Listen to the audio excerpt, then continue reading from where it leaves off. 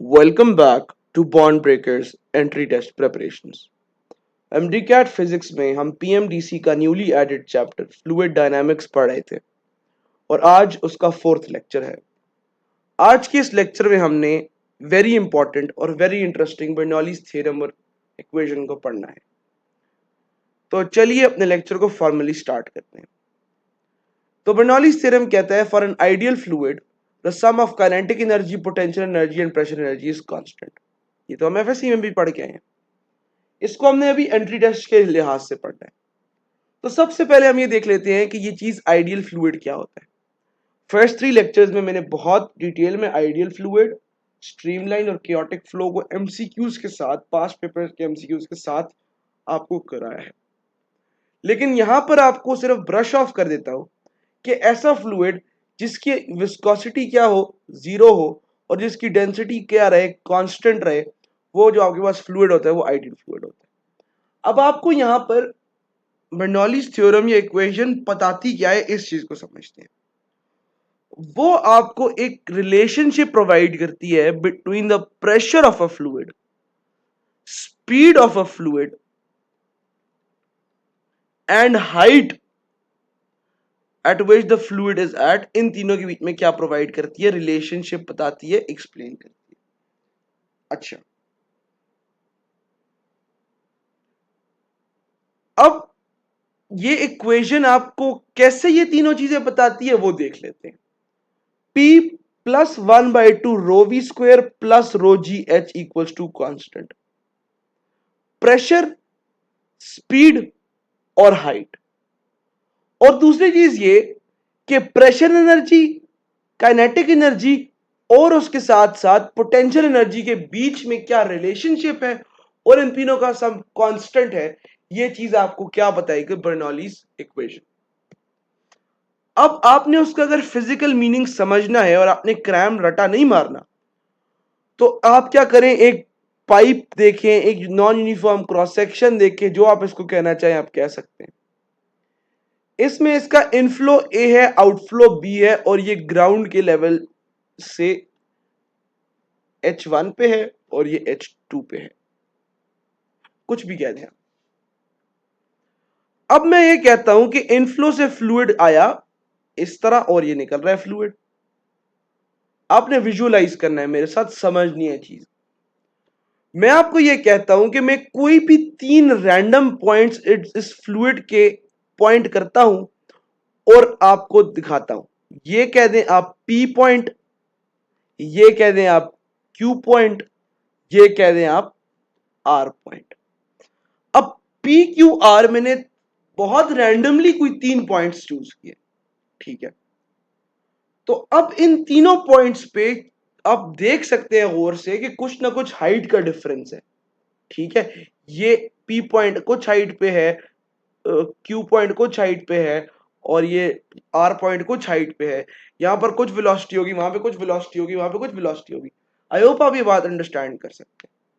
अब इन P Q R के बीच में रिलेशनशिप बर्नौलीज थ्योरम क्या एक्सप्लेन कर रहा है, वो ये है कि पॉइंट P पर जो है वो kinetic energy plus potential energy plus kinetic energy plus pressure energy, इन तीनों का सम कांस्टेंट है। कांस्टेंट का मतलब है कि Q पे भी इन तीनों का सम यही होगा और R पे भी इन तीनों का सम यही होगा।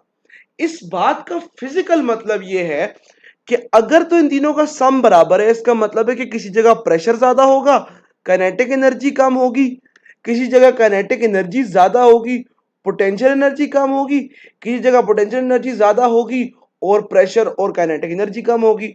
आई होप आप ये बात समझ रहे हैं कि इन तीनों का अगर सेम सम आना है ना, तो एक वेरिएबल को ज्यादा होना पड़ेगा, एक वेरिएबल को कम होना पड़ेगा। अब किस वेरिएबल को ज्यादा और कम होना पड़ेगा, इस चीज को समझने के लिए हम एक एक फैक्टर को निकालते जाते हैं।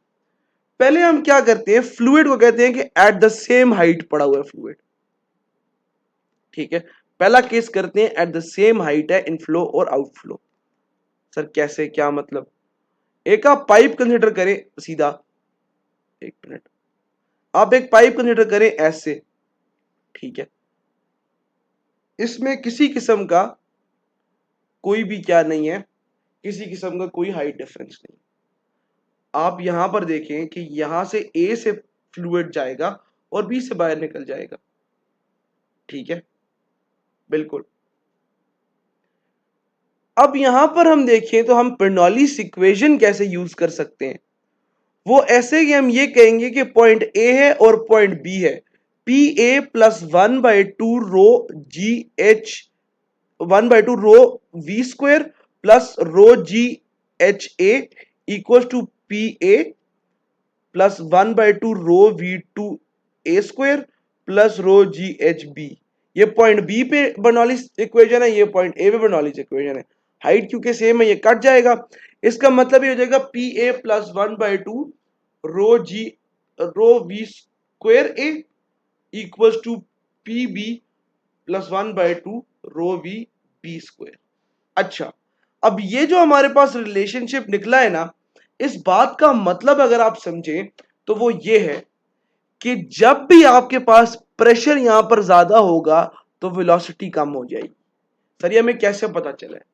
ये हमें ऐसे पता चला है कि इन दोनों का सम दोनों जगह कांस्टेंट आ रहा है सर, दोनों का इक्वल आ रहा है। इसका मतलब है कि जब भी वेलोसिटी ज्यादा होगी तो आपके पास क्या हो जाएगा, प्रेशर कम हो जाएगा। प्रेशर ज्यादा होगा तो क्या हो जाएगी, वेलोसिटी कम। तो ये प्रेशर हेड और वेलोसिटी हेड के बीच में रिलेशनशिप इसको हम कहते हैं। लेकिन हमें बस फिलहाल यही समझना है कि जहां प्रेशर ज्यादा होगा वहां वेलोसिटी कम हो जाएगी, ताकि हम रियल लाइफ एग्जांपल्स में इसको समझ सकें। तो इसका मतलब है कि जहां भी प्रेशर एनर्जी ज्यादा हो रही है ना, वहां पे हम काइनेटिक एनर्जी को क्या करें, कम कर रहे हैं, अगर आपके पास क्या हो, हाइट कांस्टेंट हो। अच्छा, अब हम एक ऐसा फ्लूइड ले लेते हैं जो कि पाइप में हाइट का डिफरेंस तो कर लेते हैं, ठीक है कर लेते हैं, लेकिन क्या ये स्टैग्नेंट है? ये फ्लूइड जो है ना वो फंस चुका है, ये ना बाहर निकल सकता है ना मजीद फ्लूइड यहां पे आ सकता है। तो ये क्या है, स्टैग्नेंट है। ठीक है। अच्छा, अब यहां पर हमने क्या करना है, यहां पर आप हमें ये बताओ कि भाई अगर ये इनफ्लो है ए और ये आउटफ्लो है बी, तो इन दोनों के बीच में प्रेशर डिफरेंस क्या होगा? तो प्रेशर डिफरेंस कैसे कैलकुलेट करेंगे? हम ये कह देते हैं कि यार यहां पर वेलोसिटी वाला फैक्टर जो है वो बाहर निकल गया, जैसे P1 plus 1/2 rho V1 square plus rho GH1 equal to P2 plus 1/2 rho V2 square plus rho GH2। ठीक है, तो हम ये कहेंगे कि यहां पर वेलोसिटी क्योंकि सेम है तो ये सारा जो है वो कट जाएगा। तो वो होगा P1 minus P2 equal to rho GH1 minus rho GH2, P1 minus P2 equal to rho GH2 minus H1। तो पहला फैक्टर हमने क्या किया था, हमने हाइट को रूल आउट किया था। अब हमने वेलोसिटी को रूल आउट करके देखना है कि प्रेशर चेंज और हाइट के बीच में क्या रिलेशनशिप। अच्छा, अब जो बातें हमने की है ना वो ये की है कि हमने कहा है कि हाइट में, प्रेशर में और वेलोसिटी में कोई रिलेशनशिप होता है। यही बात हमने बहुत शुरू में की थी ये, और हमने इसको प्रूव कर दिया। अब इसको एमडी कैट का एग्जामिनर किस तरह देखेगा, इसको कोई एंट्री टेस्ट बनाने वाला एग्जामिनर किस तरह देखेगा वो देख लेते हैं। इसका सबसे पहला टाइप ऑफ क्वेश्चन जो आता है ना वो आता है क्रिकेट बॉल का। क्रिकेट बॉल, इसको हम बड़े रियल लाइफ तरीके से पढ़ने की कोशिश करेंगे। अगर हम यहां पर देखें तो ये आपके पास क्या है, रफ साइड है, नहीं सॉरी, ये आपके पास क्या है, शाइनी साइड है, और दूसरी साइड आपके पास क्या है, रफ साइड है। ठीक है। अच्छा, ये शाइनी साइड है, ये रफ साइड है। अब हम अगर हम फ्लूइड को देखें तो फ्लूइड यहां से अच्छे से गुजर सकता है। हाँ सर, अच्छे से गुजर सकता है। मतलब फ्लूइड के यहाँ पे फ्लो में कोई रेजिस्टेंस नहीं है, मतलब यहाँ पे फ्लूइड की जो है ना वेलोसिटी क्या होगी, ज्यादा होगी। अगर हम इस तरफ देखेंगे तो यहाँ पे क्या है, यहाँ पर रफ है, यहाँ पर वेलोसिटी जो है ना वो कुछ अच्छे से फ्लूइड पास बाय नहीं कर सकेगा, वेलोसिटी कम होगी। अच्छा, अब हमने क्या पढ़ा था, हमने ये पढ़ा था, यहां पर प्रूफ किया था कि जहां भी प्रेशर ज्यादा होगा वहां वेलोसिटी क्या हो जाएगी, कम हो जाएगी।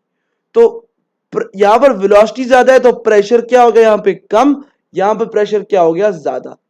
अब दोनों साइड पे आपके पास क्या है, इन दोनों साइड्स पे या इन दोनों तरफ हमारे पास प्रेशर डिफरेंस है, और प्रेशर लगेगा उस जगह से जहां पे प्रेशर ज्यादा है, उस जगह पे जहां पर प्रेशर कम है। तो यहां पर बॉल किस तरफ टिल्ट होनी चाहिए, इस तरह लगना चाहिए प्रेशर। तो ये बॉल जो है ये क्या करेगी, ये बॉल स्विंग करेगी। तो बॉल का स्विंग करना जो है वो किस चीज पर बेस्ड है, वो आपके पास बर्नौलीज थ्योरम पर बेस्ड है। अच्छा, तो इस पे क्या कोई क्वेश्चन आ चुका है? बिल्कुल, क्रिकेट बॉल के क्वेश्चन, क्रिकेट बॉल के ऊपर आपके पास 2 से 3 सवाल ई कैट और उसके साथ साथ यूएचएस के पुराने पेपर्स में जब फ्लूइड डायनामिक्स एडेड था तो आ चुके हैं। ठीक है, नेक्स्ट टाइप ऑफ क्वेश्चन पे चलते हैं। क्या क्वेश्चन है, एक दफा आपके पास क्वेश्चन आया है एमडी कैट में, मैं आपको क्वेश्चन रीड कर देता हूं। क्वेश्चन ये आया कि what will happen if two fast moving cars pass very near to each other on an expressway? तो एक ऑप्शन था कि the cars will fall apart, एक दूसरे से दूर हो जाएंगी, the cars will clash head on, सामने से टकराएंगी, the cars will attach with each other, दोनों चिपक जाएंगी। इन तीनों में से क्या सिचुएशन हो सकती है? तो चले इसको देख लेते। तो इसको कार ए कह दें, बस ए कह दें, ये कार पे भी सवाल आता है, बस पे भी सवाल आता है। अच्छा, अब ये जो दो गाड़ियां हैं ना, ये क्या है, बहुत फास्ट मूविंग है, लग नहीं रही है, लेकिन फॉर अ सेकंड कंसीडर कर लो कि ये भाई इधर आ रही है, ये भाई इधर आ रही है, और बहुत तेज तेज आ रही है। तो जो इनके बीच की एयर है ना, इनके बीच की जो एयर है ना, उसकी वेलोसिटी क्या होगी, बहुत ज्यादा होगी, क्योंकि वो भी उस तरफ से तेज आ रहा है और ये भी तेज आ रही है। तो इनके बीच की वेलोसिटी क्या होगी, एयर की, बहुत ज्यादा तेज, लाइक बहुत ज्यादा तेज। तो यहां पर वेलोसिटी तेज होने की वजह से प्रेशर क्या हो जाएगा, कम हो जाएगा। अच्छा, लेकिन अगर आप इसके कंपैरिजन में इस एयर को या इस एयर को देखेंगे तो यहां पर वेलोसिटी कम है और प्रेशर ज्यादा है, वेलोसिटी कम है और प्रेशर ज्यादा है। तो क्या होता है, प्रेशर हमेशा ज्यादा वाली तरफ से कम वाली तरफ जाता है। तो फोर्स जो लगेगी वो इस तरह लगेगी दोनों तरफ से, यानी कि इन दोनों कार्स के बीच में क्या होगा, क्लैश होगा, और साइड बाय साइड या पैरेलल क्रैश होगा, और इसको कहेंगे cars will attach with each other. ठीक है, या इसको हम कह सकते हैं कि गाड़ियां जो है ना वो साइड बाय साइड हुई हैं। जो दूसरा ऑप्शन था ना, मैंने कहा था हेड ऑन करेंगी, तो हेड ऑन करने के लिए ना ऐसे होना चाहिए दोनों गाड़ियों को, मतलब दोनों का बॉनेट एक दूसरे के साथ लग रहा है, लेकिन यहां पर क्या करेंगी, साइड बाय साइड क्लैश करेंगे। अच्छा, एमडी कैट का एक और सवाल कि अगर आपके पास दो पेंडुलम्स हैं, ठीक है, क्वेश्चन रीड कर देता हूं। क्वेश्चन ये कहता है कि आपके पास two pendulums of the same length are suspended from some support. ठीक है, ये दोनों की सपोर्ट है। ये क्वेश्चन में इसलिए रीड कर रहा हूं, लिखा नहीं क्योंकि ये एक टाइप ऑफ क्वेश्चन है जो आते होते हैं। A fast air is blown with a straw between them, इधर से तेज क्या हो गई, एयर आ गई। The two pendulums will attract each other, repel each other, same remain as such, increase in masses. तो क्या होगा, तो आप ये देखिए कि यहाँ पे बीच में हमने जो कहा था ना, स्ट्रॉ से हमने एयर मारी है, तो यहाँ पर क्या हो जाएगा, वेलोसिटी ऑफ एयर इंक्रीज हो जाएगी, जिसकी वजह से इनके बीच में प्रेशर डिक्रीज हो जाएगा। यहाँ पर प्रेशर इंक्रीज हो जाएगा, तो दोनों तरफ से जो है ये पेंडुलम्स इस तरह से क्या करेंगे, इस तरह से क्या करेंगे, अट्रैक्ट हो जाएंगे एक दूसरे की तरफ, ऐसे आगे लग जाएंगे एक दूसरे के साथ। ठीक है, बर्नौलीज थ्योरम की एक और एप्लीकेशन है, वो आपके पास है लिफ्टिंग ऑफ एयर लिफ्ट, इसको कह सकते हैं आप, या आप इसको ये भी कह सकते हैं कि जहाज का जो पर होता है ना, उसमें लिफ्ट किस तरह से आती है। ये आपका एफएससी का टॉपिक भी है, लेकिन हम इसको एमडी कैट के लिहाज से समझते हैं। अपर स्ट्रीमलाइन, लोअर स्ट्रीमलाइन, ठीक है, आई होप आपको समझ आया होगा। एक तरफ हम क्या करेंगे, एक तरफ हम ऐसा ईज प्रोवाइड करेंगे कि वेलोसिटी क्या हो जाए, ज्यादा हो जाए, प्रेशर क्या हो जाए, कम हो जाए। यहां पर क्या होगा जी, प्रेशर ज्यादा हो जाएगा, यहां प्रेशर कम, तो ये ऊपर की तरफ फोर्स लगेगी, तो ये आपके पास एक लिफ्ट आ जाएगा। आपके पास लिफ्ट जो है वो क्या है, application of Bernoulli's theorem. Application of Bernoulli's theorem. अच्छा, आगे चलते हैं। बीएमसी 2015 में एक क्वेश्चन आया जो बर्नौलीज थ्योरम से हमने सॉल्व करना था, उसको डिस्कस कर लेते हैं।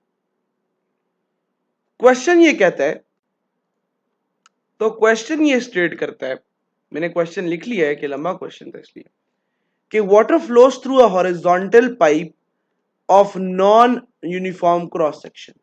ठीक है, इंपॉर्टेंट बात नहीं है, नॉन यूनिफॉर्म क्रॉस सेक्शन में बर्नौलीज थ्योरम लगेगा। ठीक है, at one point the pressure is 4.5 into 10 power 4 Pascal, whereas speed is 2 meter per second. How much pressure falls down at another point where speed is 8 meter per second? अच्छा, अब आपको एक बात ना यहां पर बहुत कैटेगोरिकली हिडन फॉर्म में दी गई है हॉरिजॉन्टल सरफेस के नाम।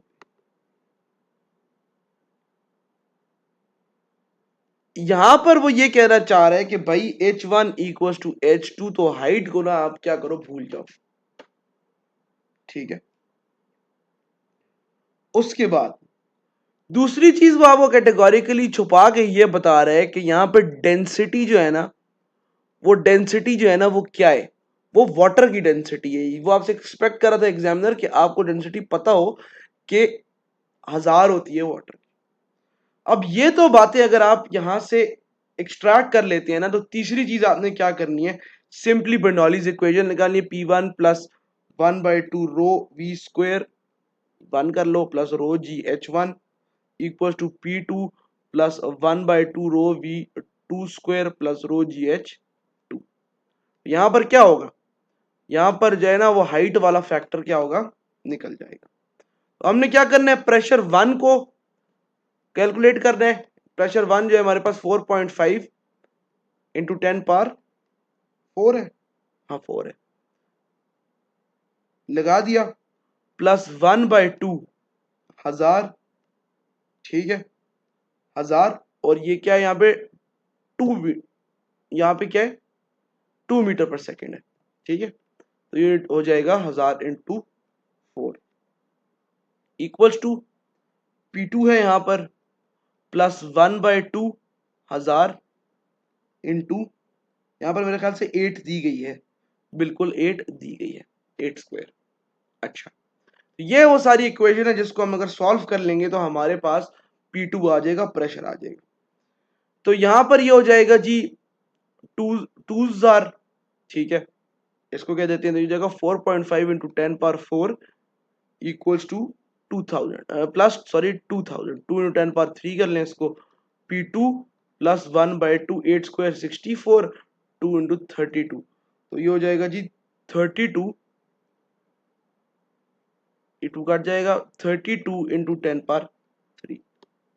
ठीक है, 4.5 इंटू 10 पावर 4 माइनस क्या चीज आ जाएगा, 32 into 10 power 3 equals to P2 equals to, अगर इसको 10 पावर 4 कर लें तो बड़ी आसानी हो जाएगी, तो इसको 3.2 कर लेते हैं। तो प्रेशर हो जाएगा आपके पास क्या चीज, इन दोनों का को आप सब्ट्रैक्ट कर लें तो ये आपके पास बन जाएगा 1.3 इक्वल्स टू 1.3 इंटू 10 पावर 4। ये 3.1 10 पावर 4 किया था। ठीक है, तो प्रेशर आ जाएगा 1.3 इंटू 10 पावर 4। जो प्रेशर होगा वो होगा 1.3 into 10 power 4 Pascal. I hope आपको एक आइडिया मिला होगा कि आपने इस तरह के क्वेश्चंस को किस तरह सॉल्व करना। अच्छा, क्या मजीद कोई चीज रहती है हमारे पास बर्नौलीज थ्योरम में, तो आई होप या आई गेस यहां पर नहीं रहती है। ठीक है, और एक और चीज मैं आपको यह बता दूं कि अगर आपको ये लग रहा है कि कोई चीज मिसिंग है हमारी बर्नौलीज थ्योरम में इस लेक्चर में, आप मुझे कमेंट्स में जरूर फीडबैक दें और बताएं कि सर आपने ये वाली चीज क्यों नहीं पढ़ाई, तो ये वाली चीज ऐड करें अपने लेक्चर में। तो हमेशा मैं आखिरी जो 1 मिनट होता है उसमें एक वर्ड ऑफ एडवाइस देता हूँ, और ये जो चैनल है ना, ये कोई टीचर और स्टूडेंट वाला नहीं है।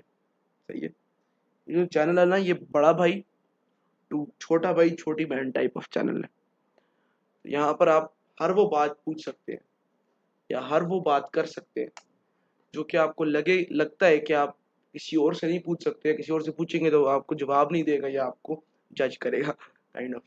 ठीक है, तो वर्ड ऑफ एडवाइस यार आज के लिए ये है कि बुरा टाइम होता है ना, जब मुश्किल टाइम होता है, तो हर कोई आपके खिलाफ हुआ होता है, पेरेंट्स तक। अगर वो आपको कुछ बुरा भला कह रहे हैं ना, या बहन भाई आप तंग कर रहे हैं, बुरा भला कह रहे हैं, रिश्तेदार अजीब सी नजरों से देख रहे हैं, भाई इग्नोर करो, सब कुछ इग्नोर करो। ये सब कुछ ठीक हो जाएगा जब तुम्हारे एमडी कैट पे 170+ मार्क्स आ जाएंगे 180 में से। सब कुछ ठीक हो जाएगा जब तुम किंग एडवर्ड या खैबर मेडिकल कॉलेज या आर्मी मेडिकल कॉलेज या जो भी तुम्हारा ड्रीम कॉलेज है, जहाँ भी तुम जाना चाहते हो, वहाँ पे तुम बैठे होगे। सही है, तो ये मैटर नहीं करती चीज़ें। इन चीज़ों को दिमाग में सवार करके अपनी पढ़ाई ख़राब करने की कोई ज़रूरत नहीं है। तो ये मेरा एक वर्ड ऑफ एडवाइस था आज के लिए। मिलते हैं अपनी अगली वीडियो में, तब तक के लिए इजाज़त चाहता हूँ। अल्लाह।